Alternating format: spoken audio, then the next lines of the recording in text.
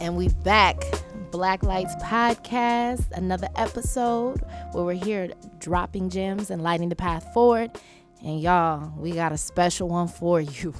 We got a Detroit legend in the house today. Why are you laughing?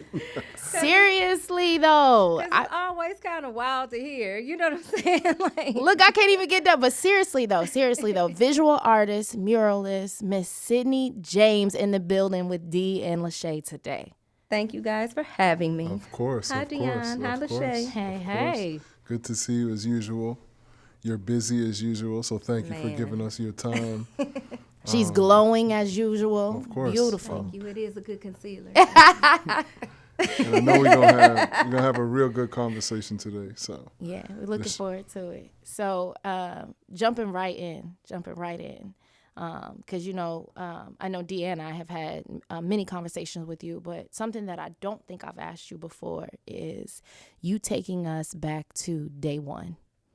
Pen, pencil, crayons, markers. Oh, that's color an easy pencils. story. The crazy thing is I don't even remember for real if this was like the first thing I ever did, but it's definitely the first drawing I remember doing. I was 3 years old.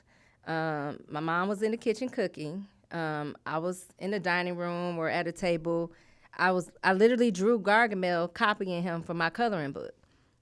And I took the drawing into the kitchen to show my mom, and she didn't believe me. She thought I was lying. She thought I traced it. Wow. So she sat me down and made me do it again in front of her. It really hurt my feelings, but it was really character building,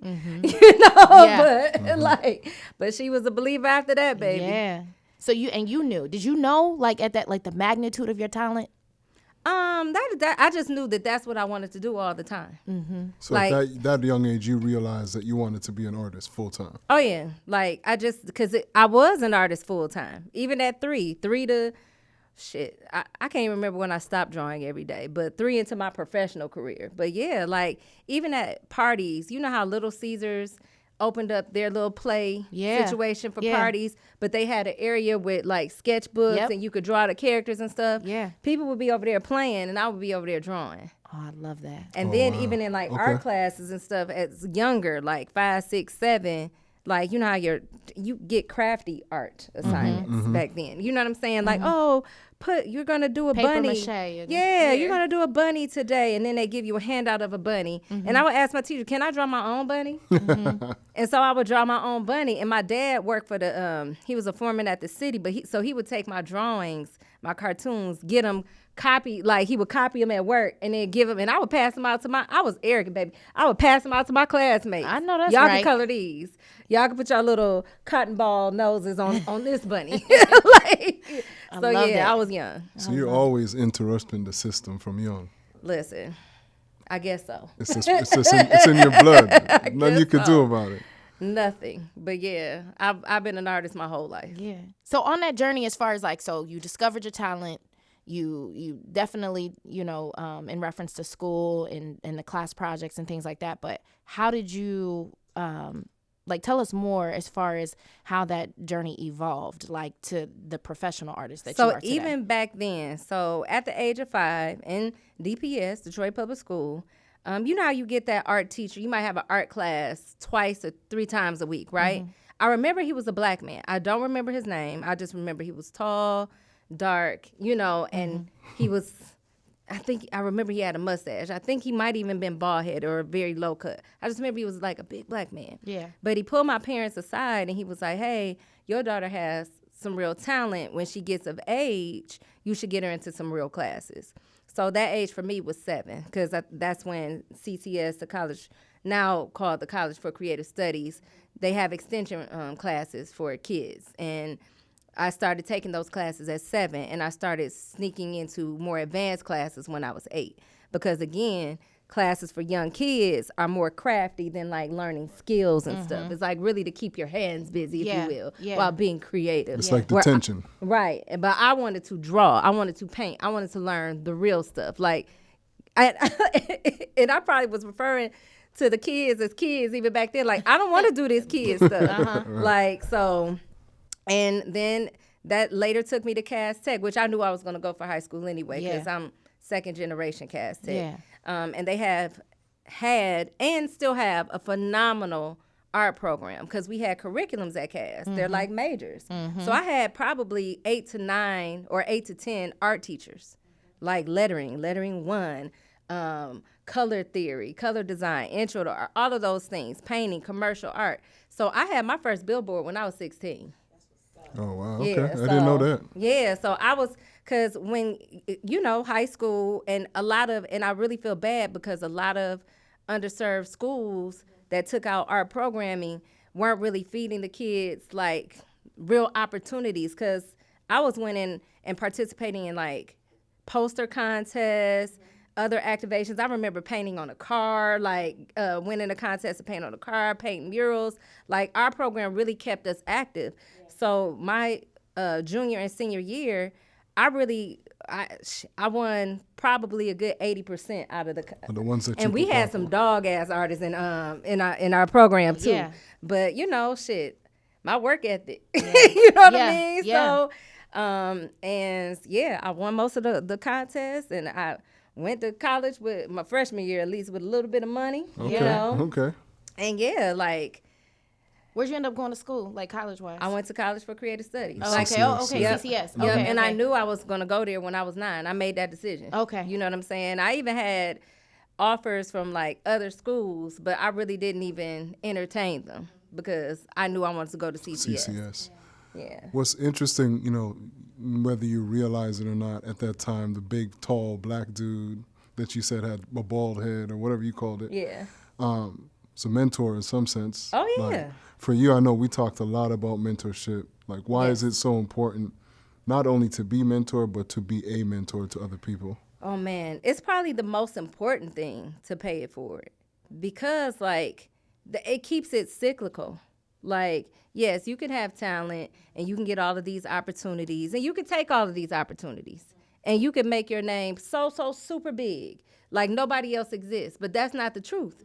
You living really in a lie because you're not the only one that exists.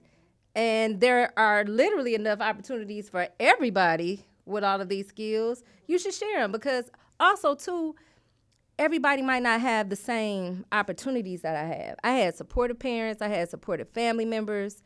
I had supportive teachers. Right. But everybody don't come from that. Some people come from parents who just don't have it, who don't have the knowledge, who don't have whatever. Yeah. And a lot of people, and this really crosses color boundaries too. A lot of people still don't think that art is a real job or can be a real job. Like really neglecting the fact that every single step of your day started with somebody's art job, even if it was a toothbrush, because somebody designed that toothbrush. Yeah. You know what I'm saying? And I know, like, here at Pencil, the conversation, I remember with being on the panel, the first BFF, where it was like this argument, like, design is not art. And I disagree. Design is just a branch of the arts. You know what I'm saying? Like, the shoe itself is the function, but how cute the shoe is absolutely the art of it. Yeah, You know what I'm saying? How it's styled, how it's all of the lines, all of the details, that's the art of it. And that's why people pay attention to it. You know what I'm saying? So, yeah. So diving into the mentorship even deeper, because I know how passionate you are about it. Yeah. You got to give it away. Yeah, give it away. But talk a little bit about when you give it away, but they ain't ready to receive it and how you handle that. So the interesting thing is I used to be in the classroom. When I lived in Los Angeles for about 7 years, from 2004 to 2011. While there, I did artwork for television. I was a ghost artist for Lincoln Heights. And me getting that job opened up an opportunity for me to teach. Like, someone came to me like, oh, well, I want you to teach for this program. I'm leaving this institution, but I'm taking over this job as the visual arts, I want you to teach for these charter schools for me, which I did. I'm not really made for a classroom setting because you have your hit or misses of who wants to receive the information, right? And I'm a cusser. So I don't belong, in like such a controlled setting. I get you. Right? But even now, right, with my mural practice, I have mentorship is like probably now the biggest part of my practice, even bigger than my art itself. When mentees aren't ready, they might approach me, because so many people do approach me, like, oh, I just want to do it. I saw you doing it and I want to do it. I'm like, okay, well, where's your work? What do you mean? Where's your sketchbook? Where's your walls? Where's what you've been doing? Oh, well, then they pull out like a lined paper, like photographs on their pitch, and they don't have, like, their work might not even look like my Gargamel. You know what I'm saying? Yeah. Right. It's like, but you still, to be a mentee, you have to be ready to receive criticism, understand that this job is not just about the hype beast of it all, because right now, especially mural painting and visual arts period is so popular. Huge right now. And people need to, I try to redirect them, their goals. Like, what is your goal here? I know you approach me, but what is your goal here? Yeah, what you actually Like, want to get done. is your goal to do the work and to be the best at the work? Because that's my goal all the time. It's always like competition with me. You know what I'm saying? So what is your work, and how do you build? What are you already doing to start what you say you want to do? Right. Because right now, it doesn't look like that serious. Like, it's nice to meet you, but I can't help you because you're not ready for me yet. I need somebody who's at least moderately, or whose work ethic, who's already assisting people, who's ready to do the work. Yeah, like, at least, even if not even assisting people, because maybe I'm the first person that you get to assist or get to learn from. However, your sketchbook still needs to be present. Yeah. And I need to see improvement in those pages. Like, your best drawing shouldn't be at the beginning of your sketchbook. You know what I'm saying? So it's hard, but I turn it down, like, because I can't help you, because now you just want to be around me, and that's fine, but I don't have time for that. You know what I'm saying? Like, because I'm actually working, you know. Right. So when you are seeking a mentor, you have to be prepared. You know, and also you have to be prepared to not receive positive comments all the time about your stuff. Yeah. You have to be really ready for critique. And Because it's constructive. It's constructive It criticism. is. It's only to help them get better.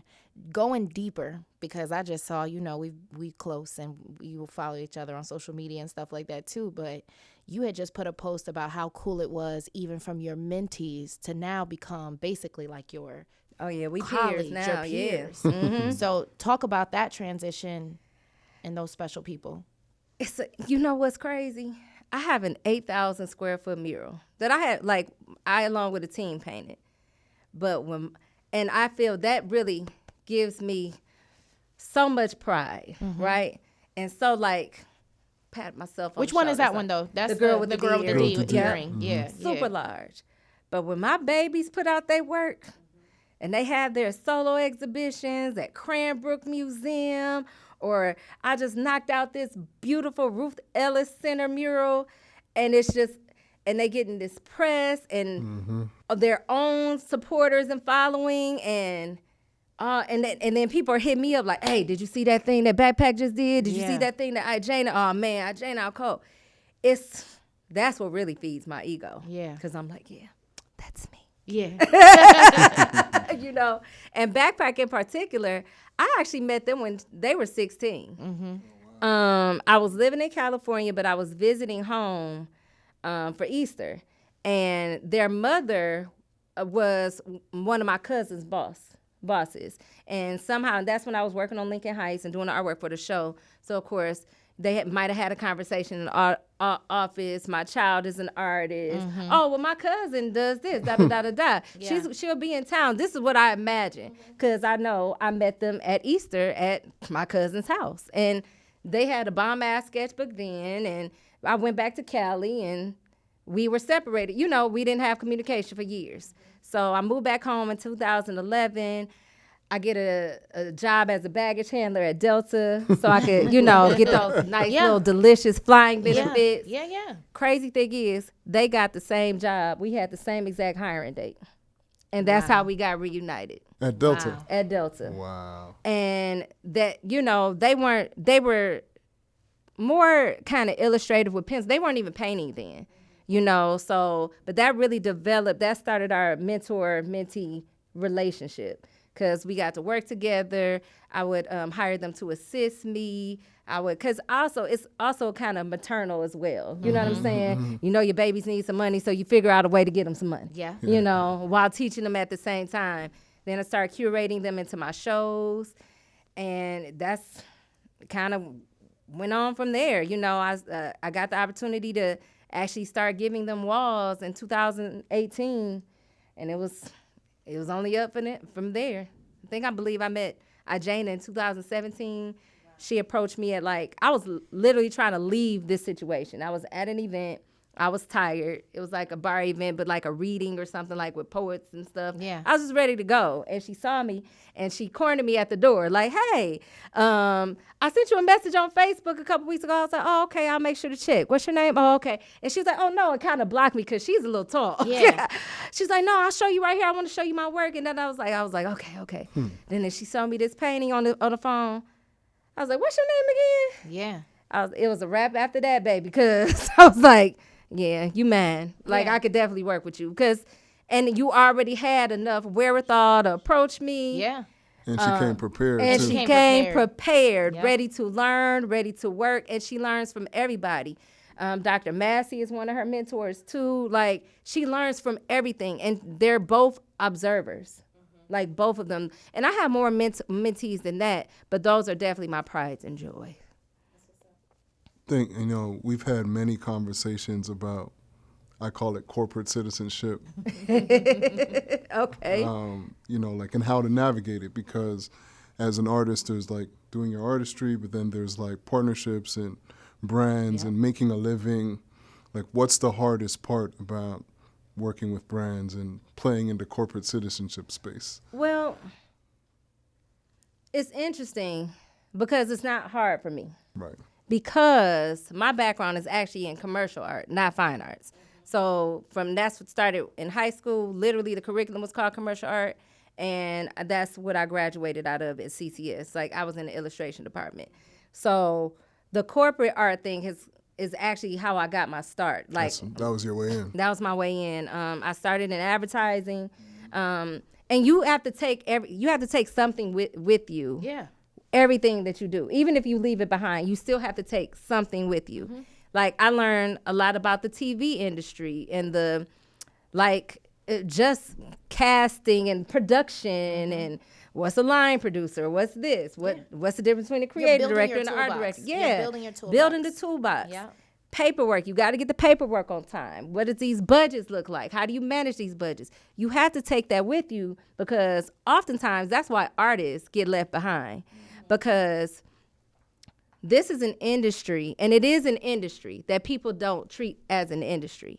They treat it as like passion projects, and it's easy to put, like, to dismiss something if you don't take it seriously as a job. Like, oh, well, you're just an artist. You don't need money. You're passionate about what you're doing. You're the last line on the budget. You're the last line on the budget, but really, you're the most important thing. Arguably the most important thing on the sheet. Absolutely. You know what I'm saying? Because what you're doing is going to draw attention to whatever they're trying to do. Mm-hmm. But they try to cheat because you're doing it for passion, because you're passionate about it. People don't like to get paid for passion. I do. Because I still got bills too, like every other adult in this world. You know what I'm saying? Yeah. Our responsibilities. And this still is physical work. It's skilled and manual labor simultaneously. You know what I'm saying? Like, you have to be creative. That's the white collar of it. But the actual doing it, I don't care if you're in your studio painting. That's still blue collar than a motherfucker. Yeah. Because you have to work. You literally sitting there, no matter what the space looks like. You might have to make your body uncomfortable to hit like a line to finish it out. If you're not working with adequate space, like, it is actual work. But a lot of artists fall behind because they don't like doing the paperwork. And that is a problem. Mm-hmm. Like, even with me, like, I co-founded Blackout Walls a few years ago. Mm-hmm. Just getting invoices from people. Yeah. It's draining. Mm-hmm. It's like, you don't want to be paid? Mm-hmm. I'm trying to pay you. Mm-hmm. Give me your paperwork. Give me your W-9s. Like, you need this money, and I'm trying to give it to you. Yeah. But, oh, no. Like, literally, the last minute. And I even make it easy for people now. If you just send me your W-9, I'll create your invoice for you. Yeah. But I need something. Yeah. But even that's still bad because I'm kind of harming them because I'm putting them back into the baby box. Yes. Yes. You know what I'm saying? I just changed a diaper for you because I'm filling it out and you need to know how to do this properly. So that's also a part of my mentorship is the business. As a matter of fact, it's probably the biggest part of my mentorship, making sure they know about the contracts, how to read them, how to price your work, how to price your jobs, all that comes into that pricing. Okay, because one thing might be the work, but do they want your social media presence? Do they want to shoot you doing it? Because those are different things. You know what I'm saying? Do they want to use your work for advertisement? That's another thing that you got to add to that invoice line. You know what I'm saying? So all of the things. But like, I know there's hundreds of artists thinking about how do they present themselves as valuable though.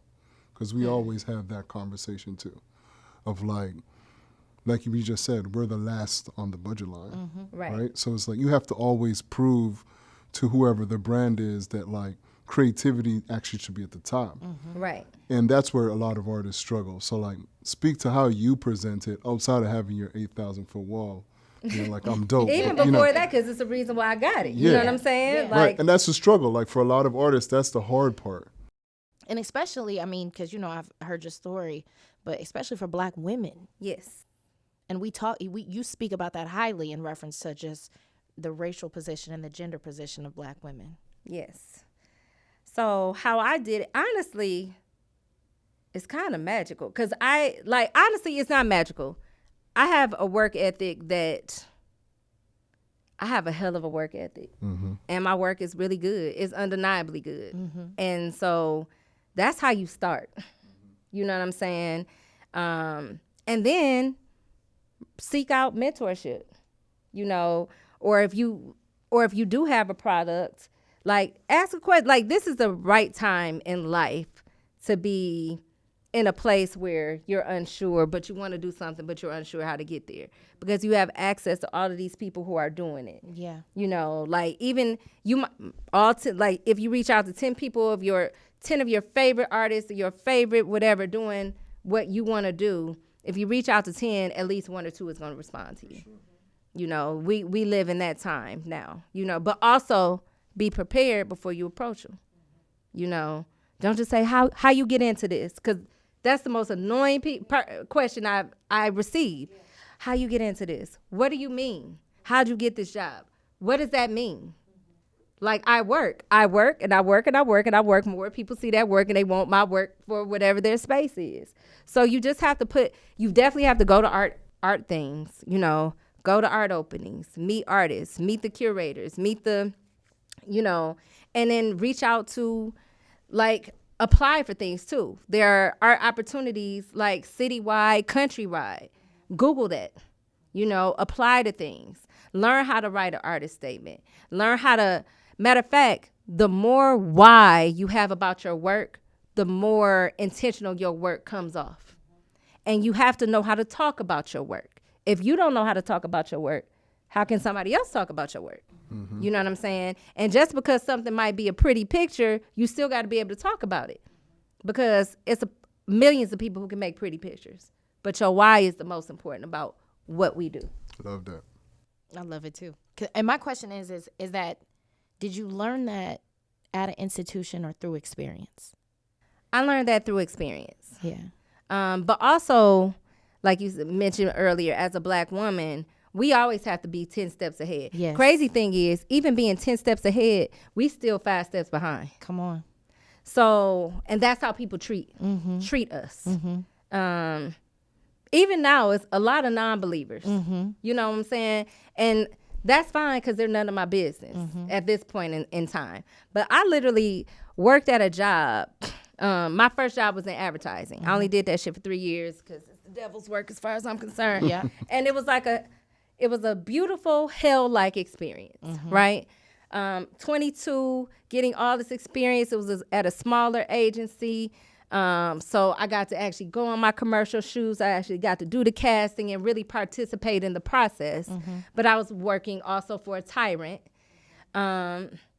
And I had more skills and abilities than anybody in the creative department because I am an illustrator. I can paint. I can do this. I can do that. I can do that. And I have good ideas.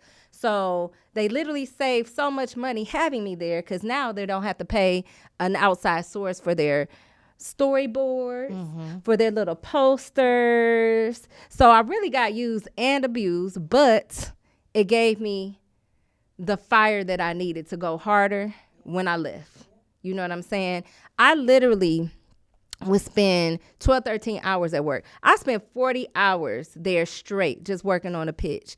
Matter of fact, even before that, I spent 24 hours there. Like I spent the night there because I was working on this idea for like, I feel like it was for like Miller Lite or whatever their malt liquor brand was. And I made it because I just learned this new tool in Photoshop. And it was cool as hell. It was something about ice. And I learned how to make ice like look like it's dripping off of you. And I worked on it all night. I literally left the office at 8 a.m. where people were walking in. I posted my shit on the board and I was going to take a nap and I got back by like 12:30. Right? By the time I got back, I'm like, hey, did y'all see what I did?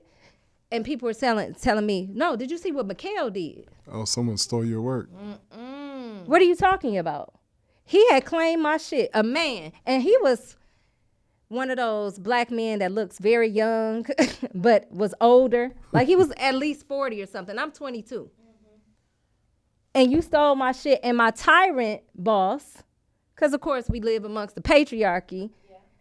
Like when I said, no, Michael didn't do that. I did that. He was like, oh, everybody, I want you to take a lesson from this. Oh, wow. It wasn't about the work being so great. It was about working until you get it done. Wow. She didn't leave. She stayed.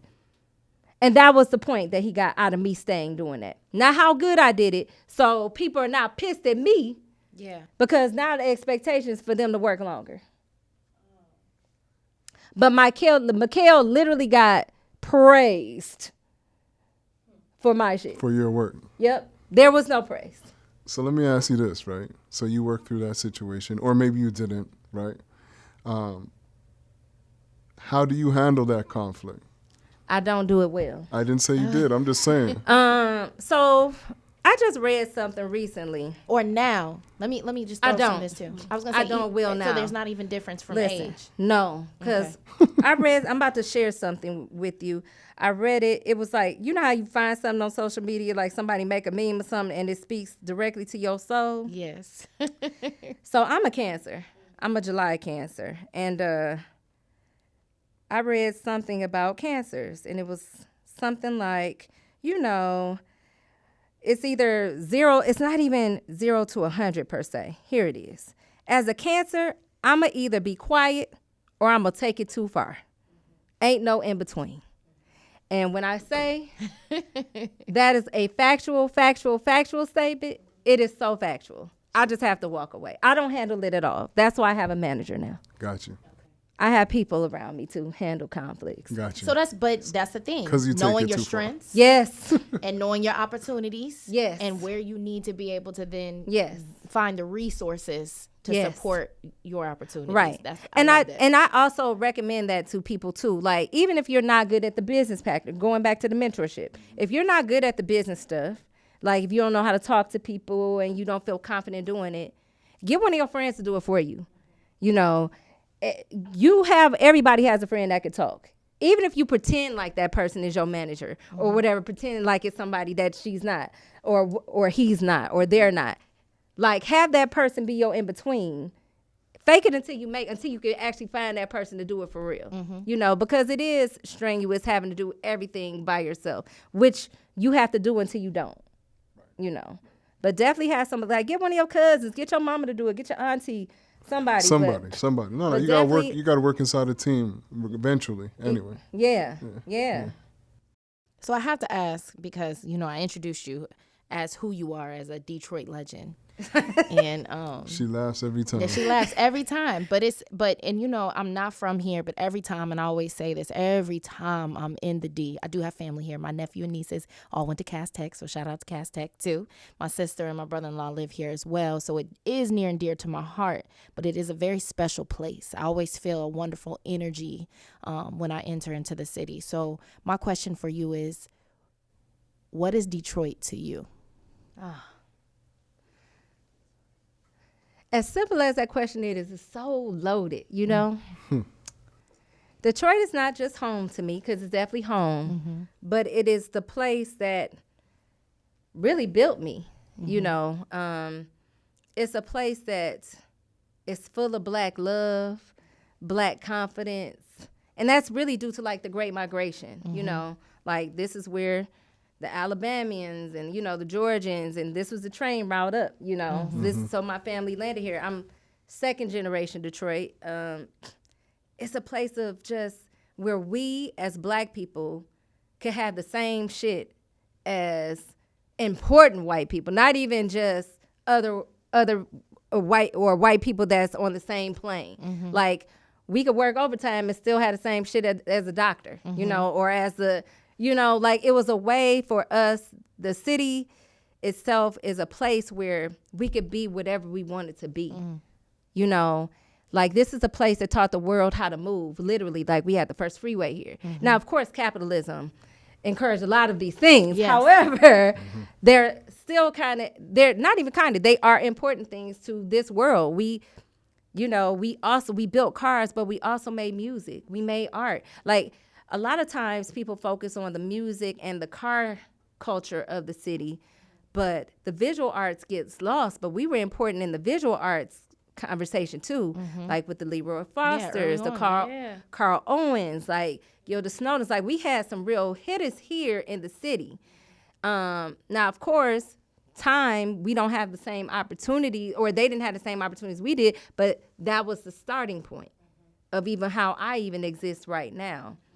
Detroit built that. Like, Detroit is a place where my family, my grandparents came up, great migration. My mom is she's number 9 of 12 children. They grew up in the Jeffries Projects, which was like a 4-bedroom situation. But they would even house family members that came up from the South too. Right. Like, it is a pay it forward culture here. Yeah. You know what I'm saying? It's a place where I learned, like, you better speak to Black people when you see them in the street. Yeah. So much to the point where it makes me uncomfortable when that's not when I don't receive it when I'm in other places. Yes. You know what I'm saying? Like, and I thought, because my daddy told me, like, hey, when you see a Black person in the street, you speak. And it's 2 things, A and B. It's acknowledging humanity, but also acknowledging safety. You know what I'm saying? Even if it's just a head nod, you acknowledge, I see you, but also I'm safe. You know what I mean? And everybody don't have that, you know? So Detroit really feels like home to a lot of even visitors that aren't from here. That because Detroit looks so dilapidated in photos, because that's the photos that people choose to use to promote this city, to advertise this city. A photo, you don't get a feeling. But when you come into this city, even if you get lost and you ask for directions, you could literally pull up to a drunk and he gonna make sure you safe. Yes. You know what I'm saying? And it's not what people think it is. And I feel like that's the beauty of it too. So how long have you been a professional artist, would you say now? I am 44 years old. I can honestly say I have been a professional since I was 13. Got it. So, and that just means I started making money off of my work at 13 years old. And all of the different experiences you've had. So you're familiar with code switching, right? Yes, it's not part of my lexicon. So as you know, people are coming up, the artists, creatives, is it important to know how to code switch or? No. At all? I say avoid that shit.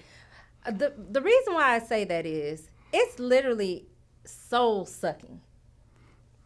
I don't, as I can see, if you feel you need to do that, that's only, I feel like code switching is a personal decision. Okay. that one has to make.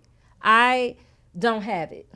I just don't have it. Just like I don't have it to, like, I don't know, gently handle a conflict. It ain't in me. It literally is not in my body. If you don't respond properly, I'm taking your head off. taking your head off, or I'm just walking away. 0 or 1,000. Yeah. Oh, man. 0 to infinity. Like, because ain't no telling this is why you just don't, I don't even know how far I will go. This is why I can't even go. Yeah. Like, I can't even go over there. Let me just go the whole opposite direction. Because there's always this conversation of, like, you could just be you all the time, right? And I don't always believe that's true in corporate America. That's why I'm not there. Right. Because that's the expectation. That you can be or you cannot. That you cannot.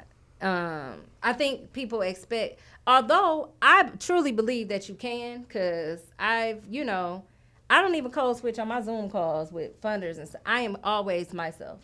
My code switching is silence. Got it.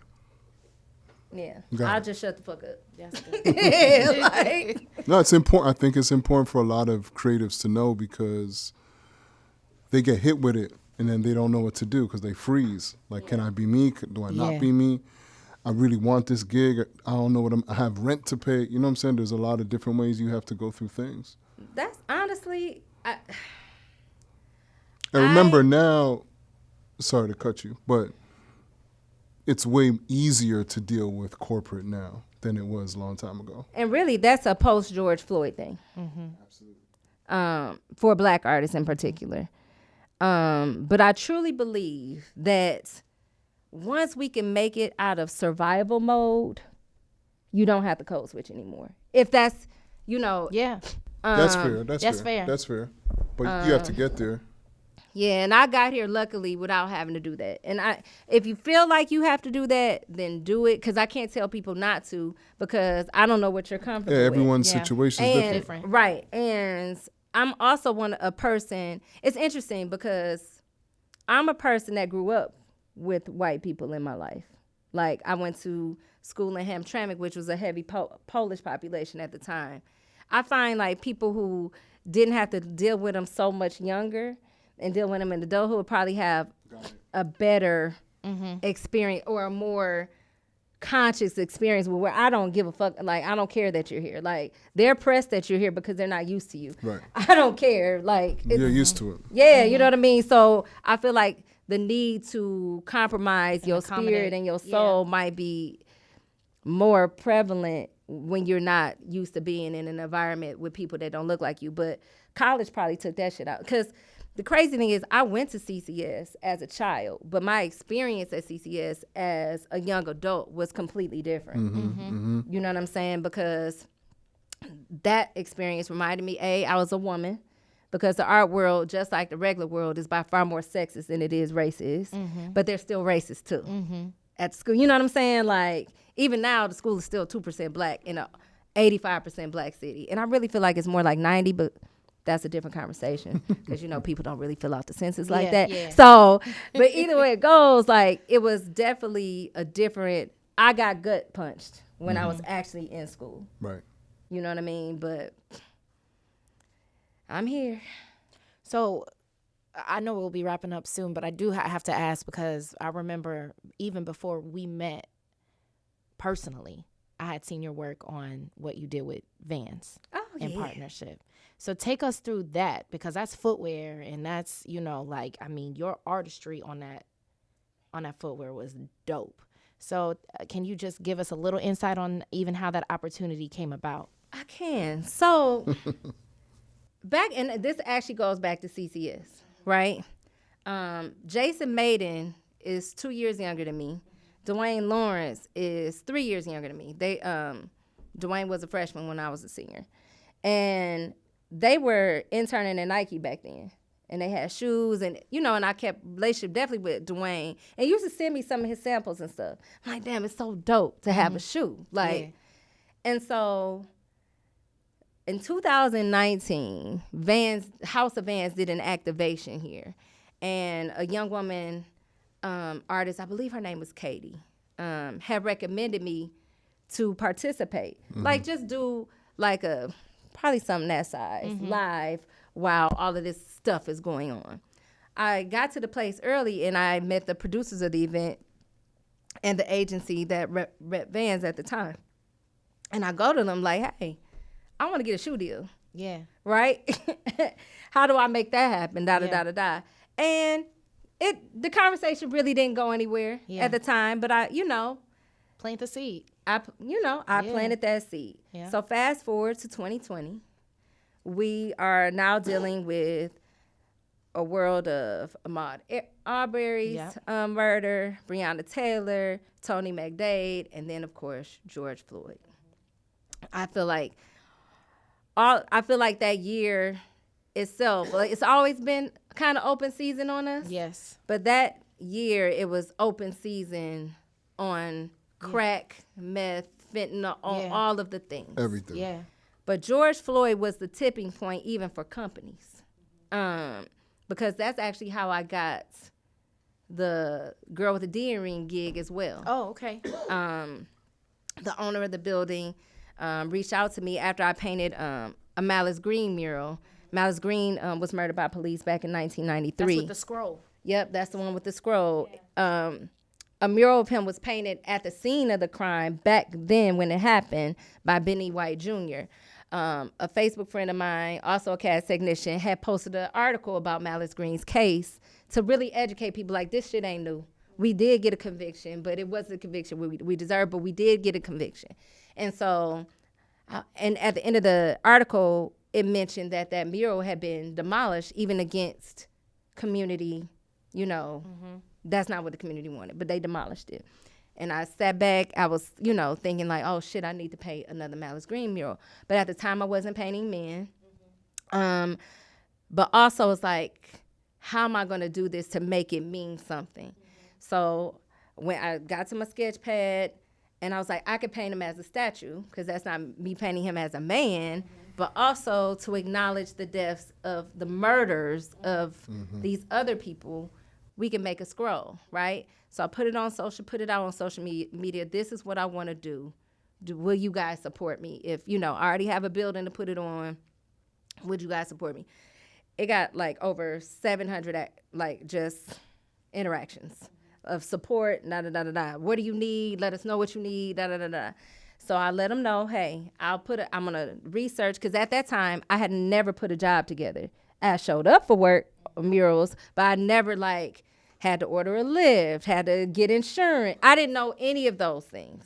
But I was like, okay, let me figure this out, and then I'm going to throw a GoFundMe up tomorrow at noon. I realized I need about $10K, which was not actually right at the time. I needed a little bit more because I wasn't considering things like insurance and those extra things. I was just looking at costs, right? I put up the GoFundMe at noon. By 1:30, I had made $10,000. Oh my goodness. By 6 p.m., I had got up to 18. Oh, wow. So I shut it out. I shut it off. Because I'm like, I'm not trying to go over, because I'm not even taking a payment for this. I just need materials to do the work. My mentees at the time and their partners, and along with Sabrina Nelson and Halima Castells, they researched and got the names, and they actually are the ones who painted the scroll and wrote the names of all the victims.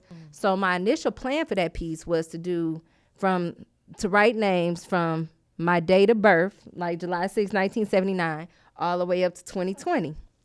Impossible, because there's no database. Of course not. It doesn't exist. You have to pull, right? But also, it was so many names.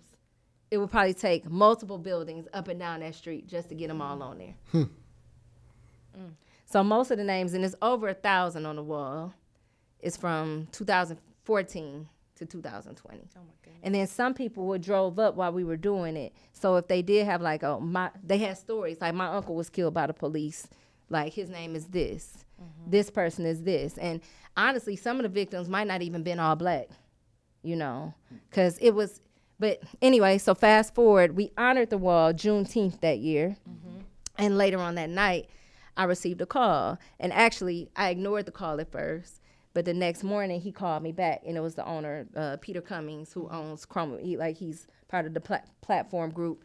And he reached out to me. He was like, would you want to paint this wall? I was like, can I even paint this wall? Because it was like some shit that was Just where the wall was. you know, some issues around it. He was like, yes, we want you to paint this wall. We were going to go in a different direction, but after George Floyd, we decided that was the wrong direction to go in. Yeah. Like, will you do this? I'm like, of course, absolutely. You know what I mean? And so And did you have creative control? Like, what did that process look like, too? Like, I always submit 2 designs. Okay. And that's the beauty, too, about getting out of survival mode. And not even just survival mode. You want to build up a portfolio where people want to hire you for you, not just what they want you to do, right? Like, I want you to paint such and such and such and such. You can't hire me then because I'm not that person. You can give me an idea, like a theme or something, and I'll work because I'm that creative. I'm not the do exactly what you tell me to do creative. Yeah. And you could be both. It's nothing. Both have astounding careers. You know what I'm saying? But if you want to have a career like mine, then work a portfolio, build up your work so people hire you for that. I want my work to feel like that. I want this to feel like that or look like, you know what I mean? So that's how I got that. And I forgot what the question was. We're talking about the vans. So yes. Both at the same time. Yeah. So the vans. So a month or 2 later, Vans had hit me back up because of that 2019 activation and to do a Black History Month or a Black Lives Matter type podcast Zoom interview. I feel like it might even been internal for their staff. Okay. They hired me, Tony Hooligan, like the artists that they dealt with in Detroit, and then 2 artists like from Oakland, right? We're on this conversation. We were having like a conversation about, you know, being Black in the arts and the difficulties and all of these things that were happening. And then I want to say a month later, because that was November. So in December, they had decided to do an activation for Black History Month, you know, and they were like, would you want to do this? All you have to, and the crazy thing is, it was part of their custom culture programming.